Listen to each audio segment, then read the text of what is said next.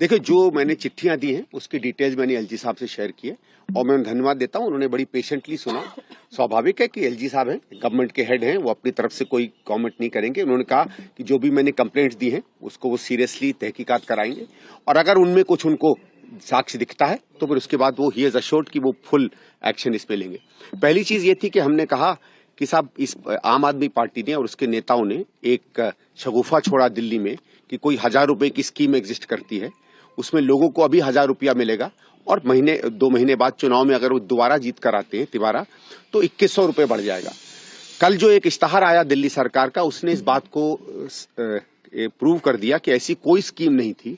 यानी मुख्यमंत्री दिल्ली और अरविंद केजरीवाल जी खुलेआम पब्लिक को झूठ कर रहे हैं, फरेब कर रहे हैं और किसी फरेबी स्कीम के अंदर अगर आप लोगों का डेटा लें, उनको स्कीम भरवाएं तो ये धोखाधड़ी का मामला बनता है, जिसको हम लोग सामान्य हिंदी में 420 कहते हैं। और मैंने एलजी साहब से कहा कि जो भी इसका हो, तो उनका नहीं, इसकी हम चेकअप करवाते हैं, अगर इसमें कोई तथ्य होंगे और आप जो कह रहे हैं सही है तो अप्रोप्रिएट एक्शन लिया जाएगा प्रशासन और पुलिस द्वारा।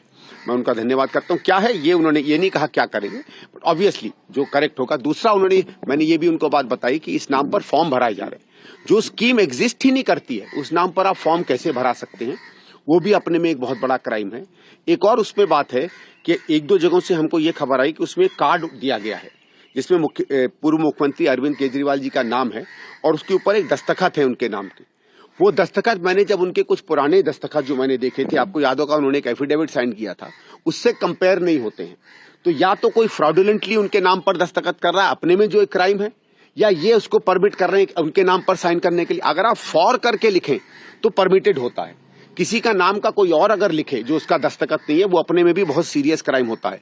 और क्योंकि केजरीवाल साहब की पार्टी ये कर रही है तो ये नहीं कह सकती कि मुझे नहीं मालूम है ये काम हो रहा है कि नहीं।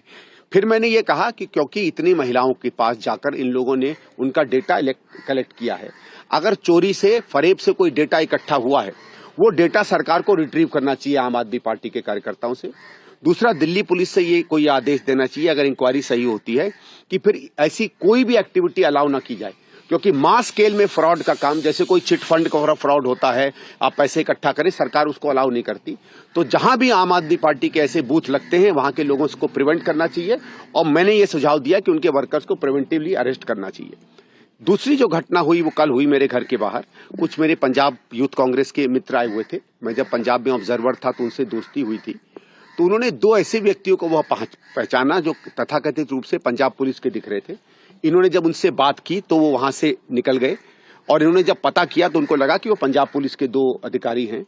तो मैंने, कुछ मेरे मित्र हैं पंजाब पुलिस में, स्वाभाविक है वो अपना नाम नहीं देना चाहते क्योंकि पंजाब की सरकार जो है वो विंडिक्टिव है और वो किसी चीज को सही नहीं लेगी। तो उन्होंने मुझसे कहा कि उनके पास जानकारी है कि पंजाब पुलिस के स्पाइस कह लीजिए, जासूस कह लीजिए, सीआईडी जो है मेरे घर पर भी और नई दिल्ली कॉन्स्टिट्यूंसी में भेजी गई है राजनीतिक सूचना इकट्ठा करने के लिए, जो पूरी तरीके से गलत है। मैंने एलजी साहब से रिक्वेस्ट की है कि वो अपना ऑफिस यूज करके पंजाब डीजीपी पुलिस से बात कर लें और अगर ऐसी कोई बात है तो उसको प्रिवेंट करवाएं। तीसरी चीज, जब मैंने उस अधिकारी से बात की पंजाब में तो उन्होंने ये भी बताया, जिसकी पुष्टि हमें और जगहों से भी हुई, कि पंजाब पुलिस वहां से बहुत सा कैश जो आम आदमी पार्टी दिल्ली भेज रही है चुनाव के लिए, वो पंजाब पुलिस के संरक्षण में दिल्ली भेजा जा रहा है। तो उसमें मैंने ये कहा कि आप यही कर सकते हैं कि कोई भी वहां से गाड़ी आ रही हो उसकी आप तलाशी लें। अमूमन चुनाव के पहले गाड़ियों की तलाशी ली जाती है कैश के लिए, और अगर आप ये करेंगे तो सतर्क हो जाएंगे, कम से कम कैश जो है दिल्ली नहीं आ पाएगा। इन 3 मुद्दों पर एलजी साहब से बात की, मैं धन्यवाद करता हूं उनका, उन्होंने समय दिया और बहुत पेशेंटली मेरी बात सुनी।